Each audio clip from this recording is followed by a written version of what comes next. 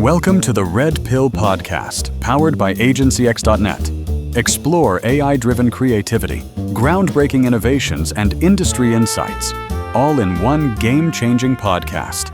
Enjoy. Imagine holding a glossy magazine, admiring a stunning, crystal clear ad. Every detail, every texture, just perfect. So real you could almost touch it. Now, think back just a couple of years. Remember those early AI images? Often kind of blurry, maybe a bit weird, barely good enough for a quick scroll in your feed. Right, yeah. Digital ephemera, really. Exactly. And the leap from that hazy digital world to the pin-sharp reality of print-ready images made almost instantly. It's pretty breathtaking. It is. Welcome to the Deep Dive, where today we're pulling back the curtain on something, genuinely profound in visual content. It's not just breathtaking. I'd say it's a fundamental reorientation, a real paradigm shift in what AI images do. Okay. Because for the last, 2 years, our chats about AI images were almost entirely digital-centric, what looked good on a screen. Sure. The technical hurdles for making something truly high fidelity, something you could proudly stick on a magazine cover or, blow up for a billboard, they seemed almost insurmountable. Well, that era, as our source today really hammers home, is it's definitively over. Okay, let's really dig into this then. Today our source is Leaving Virtuality from Pixel to Print Agency X by Websterix, published just a few days back, September 15th, 2025. A very timely piece. And it doesn't just track a development. It feels like it's declaring a new standard. The message is loud and clear. AI isn't just good enough for the web anymore, not by a long shot. No. We're talking AI creating images with the kind of detail that, stands up to the toughest print standards. Right. So our mission for this deep dive is to unpack why this step up for AI, specifically moving to native 4K generation, and even beyond, why it's not just another upgrade. It's more fundamental. Exactly. It's a genuine inflection point for creative industries. We need to explore what it means for quality, for workflow, for access. Uncover the tech details and the creative doors this is kicking open. It's really redefining the visual landscape. So, to really appreciate this leap, let's just quickly touch on where we were. Before this, what were the big technical walls AI images hit when trying to get into print? I remember images often had that softness when you looked closely. Yeah, a telltale sign. And they really struggled with fine detail, usually maxing out at resolutions like, 124 by 124 pixels? Why was that such a tough barrier? You've basically nailed it. The core challenge for print quality isn't just resolution, it's density. Dots per inch, or DPI. Right, 300 DPI, that's the magic number for print, isn't it? That's the one. At 300 DPI, your eye stops seeing individual dots, it just sees a smooth image. But to get that density for, say, a full-page magazine image, you're looking at a native resolution of roughly 3600 by 5400 pixels. Massive. Wow, okay. And for billboards, obviously, it just goes up exponentially. Until very recently, AI models just couldn't generate images natively at those kinds of scales. So people had to use upscalers. Exactly. Yeah. Artists wanting to bridge that gap relied on AI upscalers after the initial image was generated. Right, and that's where it gets interesting because upscaling always felt like sophisticated guesswork. Educated guesswork, yeah. That's a good way to put it. The source describes how they interpolate data, essentially adding pixels where none existed, trying to intelligently fill the gaps. And the results could look great, sure, but sometimes look closely and you'd see that telltale painterly smoothness, the article calls it, or even weird textures, artifacts. Unnatural. It was like trying to blow up a sketch into a photo by just guessing the details. It wasn't natively sharp, it was always an approximation. A clever one, but still. Precisely. And that's the crucial difference this new generation of AI models has just smashed through. The article flags native 4K 3840 by 2060 pixels, and even beyond is the new benchmark. Tools like SeaDream. SeaDream's a key example, yeah. What these models do differently is fundamental to how the image is, born. Instead of making a small image and then guessing how to enlarge it, They build it big from the start. they're creating a raw file with genuine baked-in detail from the very first pixel. The texture, the clarity, all that intricate information, it's not added later. It's part of the image's DNA from the get-go. So it's not just more pixels, it's better pixels. Pixels with actual information. Better pixels, containing real generated data.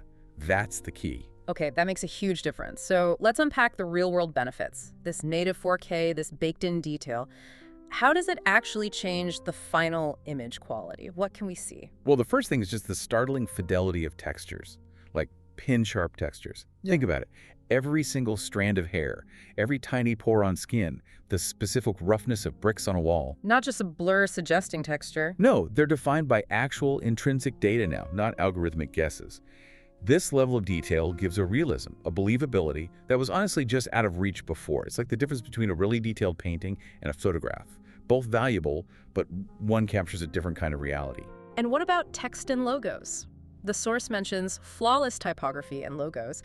That was always a massive headache for AI image gen, wasn't it? Oh, absolutely. An Achilles heel, getting crisp, readable text or perfect logo inside an AI scene, often just an exercise in frustration.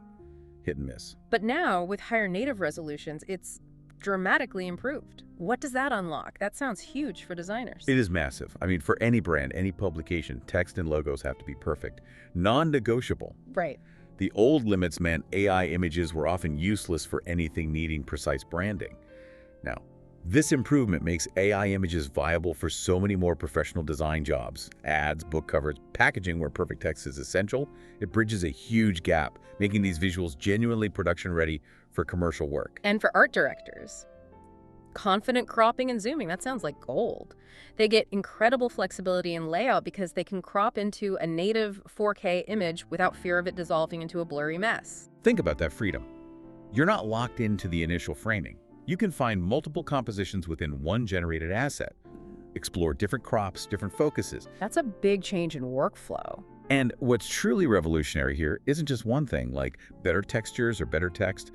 It's how they all come together. They unlock entirely new, creative avenues, new professional uses. It's not just more pixels. It's pixels with genuine, verifiable detail right from the start. Like the difference between a high-res phone snap and a large format pro photo, where every tiny detail adds to the clarity. This deeper quality fundamentally changes the asset's value. Designers can use it with so much more confidence. Okay, let's pivot then. Talk about the impact on industries, particularly print. The article says this isn't just a neat trick, it's a revolution in workflow and cost efficiency. And it makes this really bold claim, almost provocative. The death of the stock photo shoot. Yeah, that jumps out, doesn't it? But when you contrast the old way, expensive shoots, models, locations, lighting, photographers, huge budgets for one vision, with this new reality, maybe it's not that hyperbolic. It starts to sound plausible, yeah. A creative director generating hundreds of unique, hyper-specific, and royalty-free concepts in an afternoon. It completely reshapes the economics and logistics. Those are The source gives that great example. Need a red-haired architect smiling confidently on a skyscraper beam at golden hour in a cyberpunk city. right. That used to be a custom shoot. Weeks, thousands of dollars. Exactly. Now, it's seconds away in perfect print resolution. This isn't just faster, it's a whole new way of bringing concepts to life. So teams can try out way more ideas. Way more. Refine the vision iteratively. Respond to market demands with agility. It was just impossible before. It definitely challenges traditional commercial photography roles. They'll need to evolve. And building on that, this speed, unprecedented speed from concept to final art. The article says what took weeks of mood boards, shot lists, post-production can now happen in a matter of days. That acceleration is huge. It allows for more iterative creativity, faster client turnarounds, reacting to trends in real time. For brands trying to stay relevant, that's not just nice to have, it's crucial. Absolutely. This speed changes everything from ad campaigns to product launches. Imagine testing dozens of visual concepts for a new product with actual users before you commit to one big, expensive shoot. Data-driven creative decisions much faster. Exactly. And dynamic marketing, updating visuals weekly, even daily, based on trends or events, keeping brands looking fresh, engaged. It's about optimizing the whole creative pipeline, idea to delivery, compressing time, maximizing responsiveness. And this speed, this access, it also fuels what the source calls democratizing high-end imagery.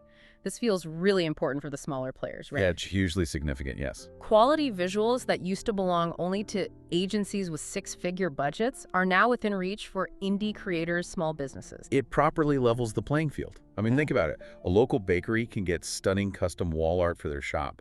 Quality-wise, indistinguishable from a major chain. Or an indie author. Right.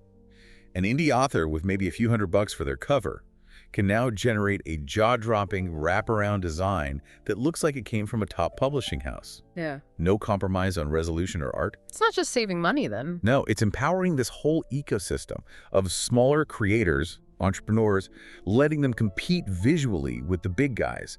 It fosters creative independence. It's democratizing the actual means of production for top-tier visuals.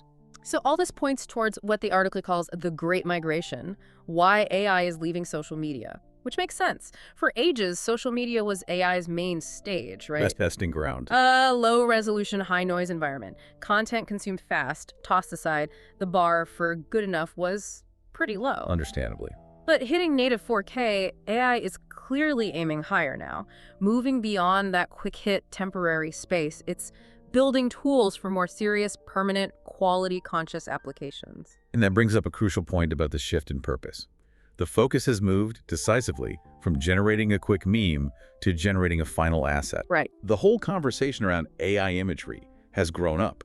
It went from, whoa, look what the AI made, which was cool, Novelty. to a much more professional, okay, this is the final poster for our movie. Yeah. And that shift demands more than just speed.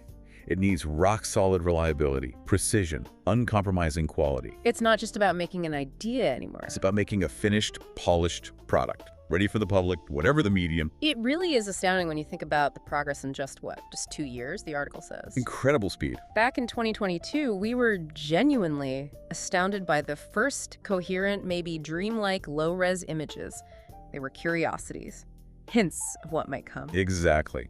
Fascinating but limited. The progress since then feels exponential, just relentless. Contrast that early stage with today, 2025, where we're talking about AI-generated images that can be blown up to the size of a building without losing integrity. Wow. The journey has gone so fast from AI as a sort of sketchpad for ideas to a full-fledged production studio pumping out finished work. So that upscaling generation, it was necessary but temporary. A vital bridge, yeah. But the core tech has now leaped over it, generating the quality natively. We're past digital curiosity now. These pixels speak the language of high-end print. And every creative industry is paying attention. They're definitely listening. The article sums it up so well. The only limit is the creator's prompt, not the medium's resolution. That's transformative. Puts incredible power in anyone's hands, if they have the idea. It really does. So, wrapping this up, what does this all mean for you, the listener, whether you're a designer, marketer, artist, or just someone who sees images every day? Well, the main takeaway seems crystal clear. AI image generation has grown up fast. It's fundamentally changing how visual content gets thought up, made, and used, from huge ad campaigns right down to personal projects. and this change isn't just about making things faster or cheaper, although it does that. It really redefines the whole landscape, creativity, efficiency, access across visual arts. It opens doors. So many doors. For designers to iterate quicker, for marketers to personalize visuals like never before, for everyday creators to make pro-level stuff that was simply out of reach, technically or financially. It's that democratization again. Exactly, a democratization of high-end visual production. It spurs innovation, it challenges the old ways of doing things. Which brings us to a final thought. This incredible power, right? Creating perfect, high-res visuals almost instantly, just from text. How does that change how we value art and design? That's the big question. Does the concept, the imagination, and the prompt suddenly become way more valuable than the execution? Or do we see new kinds of artistry emerge? Maybe mastery lies in the prompting itself, or curating the AI's output, or subtly enhancing it. And what about the ethics, the creative challenges? As that line between generated and quote-unquote real visuals gets even blurrier, an entire industry is facing a shakeup in its basic workflows. Lots to think about. We'd encourage you. Reflect on this deep dive and start looking closely at the print media around you. You'll probably start seeing AI's handiwork sooner and in more places than you ever expected.